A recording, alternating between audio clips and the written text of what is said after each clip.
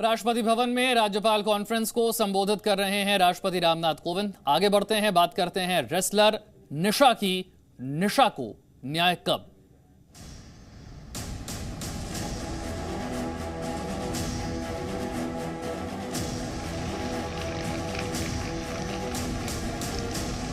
यहाँ प्रैक्टिस करने आई तो उसकी यहाँ पर पवन ने और हमारे गांव वाले सचिन ने गोली मारकर उसकी हत्या कर दी।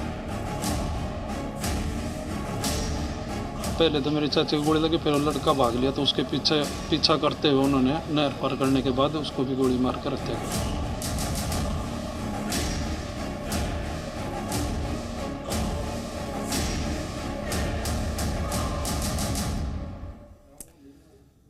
छेड़खानी का विरोध तो हत्या, यह सवाल हरियाणा के सोनीपत में बुधवार शाम एक डबल मर्डर के बाद उठ रहा है। आरोप है कि छेड़खानी का विरोध करने पर एक महिला रेसलर, उसके भाई और उसकी मां को गोली मार दी गई। इस वारदात में महिला रेसलर और उसके भाई की मौके पर ही मौत हो गई, जबकि मां गंभीर हालत में अस्पताल में भर्ती है। लेकिन इस एक खबर से बुधवार को सोशल मीडिया पर हंगामा हो गया।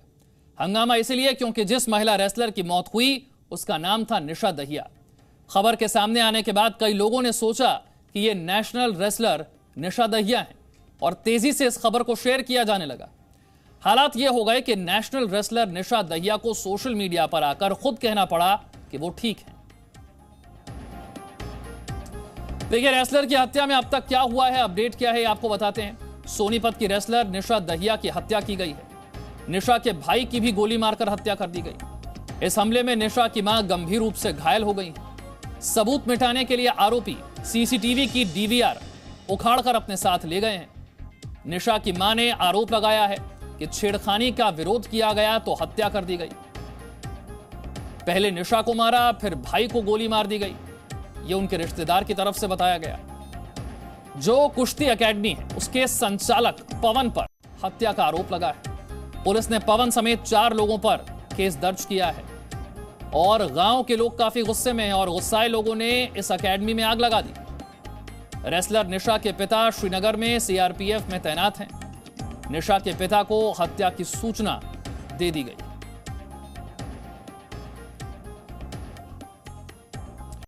तो सवाल यह है कि महिला रेसलर के गुनहगारों को सजा कब मिलेगी? महिला पहलवान की हत्या करने वाले आरोपियों को सजा कैसे मिलेगी?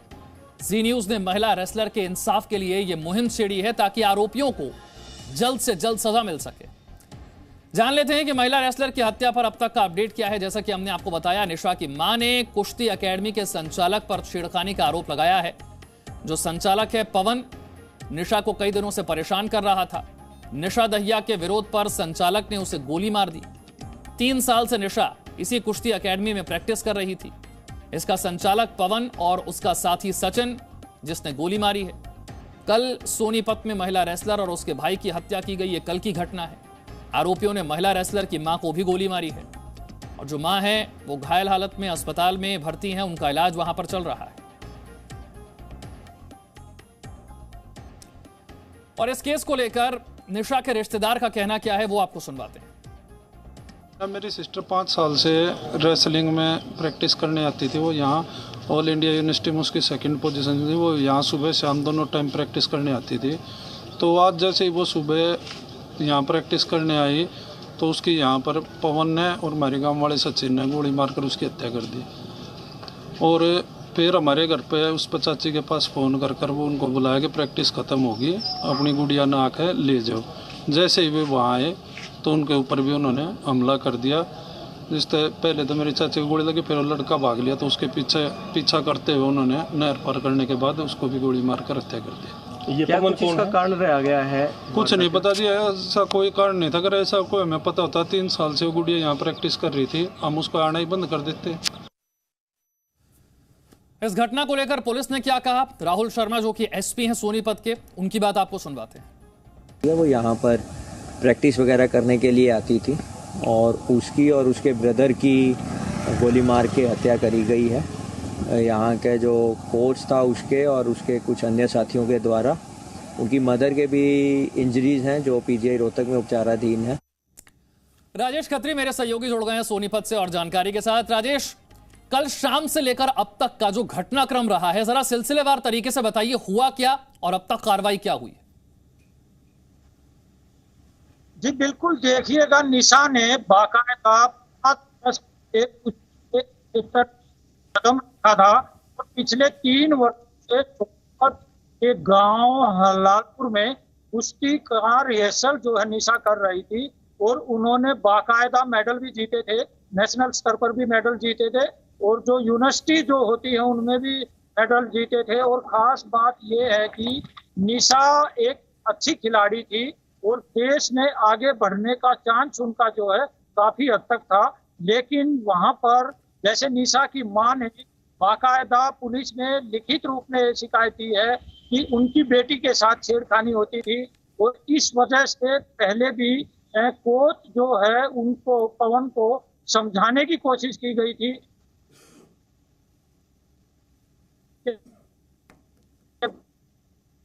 बेटी के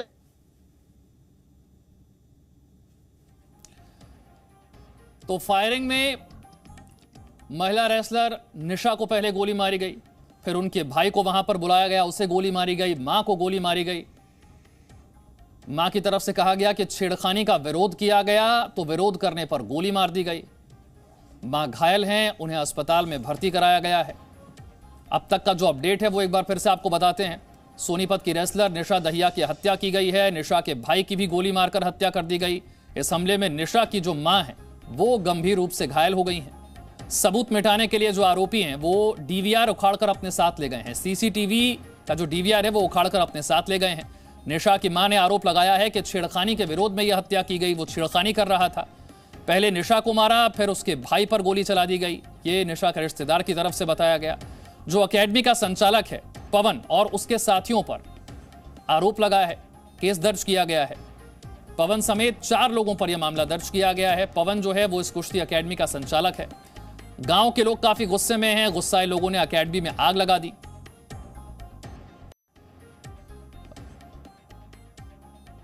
कृपा शंकर जी हमारे साथ हैं, राष्ट्रीय महिला टीम के कोच रहे हैं। कृपा शंकर जी, बड़ी हैरान करती हैं इस तरह की घटनाएं। एक महिला रेसलर जो भारत के लिए आगे चलकर कई मेडल ला सकती थी, जिनका फ्यूचर जो है वो रेसलिंग में बड़ा शानदार हो सकता था, उनके साथ इस तरीके की वारदात। जी हाँ, ये बहुत ही दुखद घटना है। मैं समझता हूं कि इस तरह की एक प्रचलन सा चल गया है। इससे पहले भी देखा होगा आपने, इसी साल फर्स्ट वीक में सोनीपत में इस तरह का कांड हुआ था। फिर उसके बाद एक और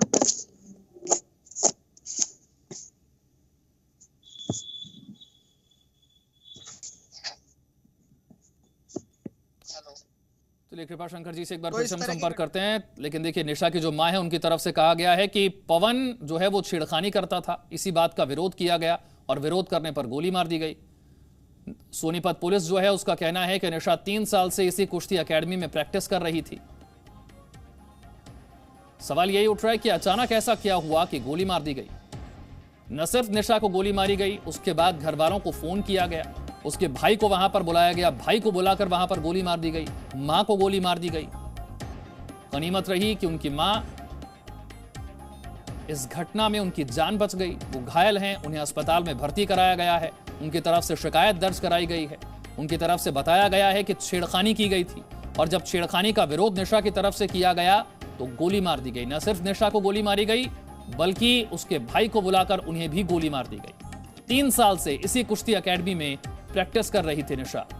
और जो संचालक है पवन, उस पर आरोप लगा है। न सिर्फ पवन पर बल्कि उसके 3 और साथी हैं, उन पर भी आरोप लगा है। कृपा शंकर जी एक बार फिर से मेरे साथ जुड़ गए। कृपा शंकर जी, अगर अब तक आवाज आ रही है अपनी बात पूरी कीजिए। जी हाँ, मुझे आवाज आ रही है। मैं माफी चाहूंगा क्योंकि अभी मैं राष्ट्रीय कुश्ती चैंपियनशिप के अंदर हूँ। हमारी रेलवे की पहलवान निशा यहाँ पे आज परफॉर्म कर रही है, जिसकी गलत जानकारी मीडिया ने उठाई थी। तो हम खुद हक्का बक्का रह गए थे कि क्या हमारी पहलवान, हम अपनी पहलवान को यहाँ ढूंढने लगे थे, लेकिन वो सुरक्षित है और आज वो मुकाबला कर रही है नेशनल चैंपियनशिप में नंदिनी नगर गोंडा। लेकिन जिस बात हम कर रहे हैं, जिस मुद्दे पर कि क्या इस तरह की घटनाएं, कुश्ती में गोली मारने की घटनाएं ये 4थी या 5वीं बार हो रही है। तो मैं समझता हूं कि ये बहुत ही दुखद घटना है और उस लड़की को न्याय मिलना चाहिए। और इस तरह जो कृत्य करते हैं कोचीज या रेसलर, उनको निश्चित रूप से सजा मिलनी चाहिए। एक चीज और भी है कि कुश्ती में कहीं ना कहीं शिक्षा का अभाव भी रहता है, तो संस्कृति और सभ्यता ये सिखाना बेहद जरूरी है। आप देखेंगे जापान के रेसलर आते हैं तो किस तरह से वो विनम्रता उनको बचपन से सिखाई जाती है। यहाँ अखाड़ों के अंदर पहलवान कुश्ती करते हैं तो उनको कोई भी सभ्यता नहीं सिखाई जाती है। जो घर से परेशान होते हैं ना माँ बाप, वो उन बच्चों को कुश्ती करने के लिए भेज देते हैं, तो वो तगड़े तो हो जाते हैं, फिर वो आस पड़ोस में परेशान करने लग जाते हैं, दूसरे लोगों को गोली मारने लग जाते हैं, जमीन पे कब्जा करने लग जाते हैं, और इससे जो चैंपियन रेसलर है वो बदनाम होने लगते हैं। तो बहुत जरूरी है ऐसे अनक्वालिफाइड कोचेस जो आ जाते हैं, जो कहीं भी अखाड़ा खोल रहे हैं, तो उनकी सुरक्षा का गवर्नमेंट को ध्यान रखना चाहिए कि उनको मान्यता दे या ना दे। क्योंकि कुछ भी कहीं भी कोई भी एकेडमी और अखाड़ा खोल के चालू हो जाते हैं, पहलवानों को इकट्ठा कर लेते हैं, अभ्यास शुरू कर देते हैं, तो उनके भी रजिस्ट्रेशन होने चाहिए और गवर्नमेंट और थाने में इसकी सूचना होनी चाहिए कि आपके पास कौन पहलवान कितनी तादाद में ट्रेनिंग कर रहे हैं, कब आते हैं। कृपाशंकर जी, आपने अब थोड़ी देर पहले एक बात कही कि 4-5 घटनाएं हो चुकी हैं गोली मारने की। ये घटनाएं क्यों बढ़ती जा रही हैं? ये मैं समझता हूं अशिक्षा का अभाव है, एक विनम्रता कम होती जा रही है खिलाड़ियों के अंदर, और इस तरह की घटनाएं नहीं होनी चाहिए। तो बचपन से ही खिलाड़ियों को सिर्फ ये नहीं है कि आप खेलों के आधार पर ही बन जाएंगे, तो पढ़ाई लिखाई और सभ्यता और संस्कृति भी सिखाना बेहद जरूरी है। आज की इस बढ़ते हुए माहौल में इस तरह की घटनाएं जो आ रही हैं, क्योंकि अशिक्षा का अभाव है, ये अछूता नहीं है। कुश्ती के अंदर पहलवान जो है ना अशिक्षित है, और अशिक्षित होने के कारण मुझे बड़ा दुख हो रहा है कि मुझे ऐसा कहना पड़ रहा है, क्योंकि मैं कुश्ती में अर्जुन पुरस्कार हूँ, खिलाड़ी हूँ, और बड़ी बड़ी घटनाएं जो हमने पिछले दिनों में देखने को मिली, और फिर इस तरह हमारी एक बेटी को फिर आज गोली मार दी गई, चाहे वो नेशनल लेवल की खिलाड़ी हो, यूनिवर्सिटी में खेली हो। लेकिन इस तरह के कृत्य कोच द्वारा किए गए हैं। बॉडी कांटेक्ट गेम है, आप निश्चित रूप से शारीरिक संपर्क के द्वारा ही सिखाएंगे, लेकिन इसमें पुष्टि होनी चाहिए कि महिलाओं के कोच कौन होंगे, क्योंकि हर व्यक्ति एक जैसा नहीं होता है। तो इस तरह के जो भेड़िया समाज में घूम रहे हैं, महिलाओं के साथ इस तरह का दुर्व्यवहार कर रहे हैं, तो ऐसों को ढूंढ के अलग निकालना चाहिए और कुश्ती से दूर रखना चाहिए। उनका कहीं और उपयोग करें, महिलाओं के साथ उनको नहीं लगाना चाहिए। सुजीत मान साहब जो कि रेसलर है, वो भी हमारे साथ जुड़ गए हैं। सुजीत जी, जैसा कृपाशंकर जी ने कहा, कुछ लोग हैं जिन्होंने इस खेल को बदनाम करने की भरपूर कोशिश की। 4-5 घटनाएं इस तरह की हो चुकी हैं, जैसा कृपाशंकर जी भी बता रही हैं। घटनाएं क्यों बढ़ती जा रही हैं? क्यों निशा के साथ ऐसा? सर, मैं अभी सुन रहा था कृपाशंकर जी को, उन्होंने काफी अच्छी इसके बारे में बताया है। कि सबसे पहला कारण तो हमें भी ये लगता है, जो शिक्षित नहीं है, अशिक्षित जो हैं और जो इनके अंदर सभ्य व्यवहार नहीं करते, और उनको ये चीज यहाँ रेसलिंग में आने के बाद नहीं, अपने घर से पहले से ही सीखनी चाहिए और उनको अपनी जिम्मेदारी समझनी चाहिए। क्योंकि हम भी देख रहे हैं पिछले 1-1.5 साल में इस तरह की 5-6 घटनाएं हुई हैं, जो कुश्ती के लिए क्या किसी भी गेम के लिए सही नहीं है। क्योंकि ये एक ऐसा गेम है जिसमें कि कोच का इन्वॉल्व होना बहुत मतलब जरूरी होता है। बॉडी टू बॉडी गेम होता है और बहुत सारी दिक्कतें होती है। पर लेकिन जहां तक मैंने सुना है उसके बारे में, हालांकि मैं उस कोच को पर्सनली नहीं जानता हूं, पर लेकिन कुछ उनकी लेन देन की, कुछ कर्जे की ऐसी बातें सुनने में आ रही हैं। पर लेकिन जो भी उन्होंने किया है ये बहुत गलत किया है। इस तरह का काम उनको नहीं करना चाहिए था। शुक्रिया सुजीत जी, कृपाशंकर जी हमारे साथ जुड़ने के लिए। और यही हमारी मुहिम है कि निशा को न्याय मिलना चाहिए और इस खेल को बदनाम करने वालों को सामने लाना, उन्हें सजा दिलाना बहुत जरूरी है। Presenting B News app available on Google Play and App Store. Download it now.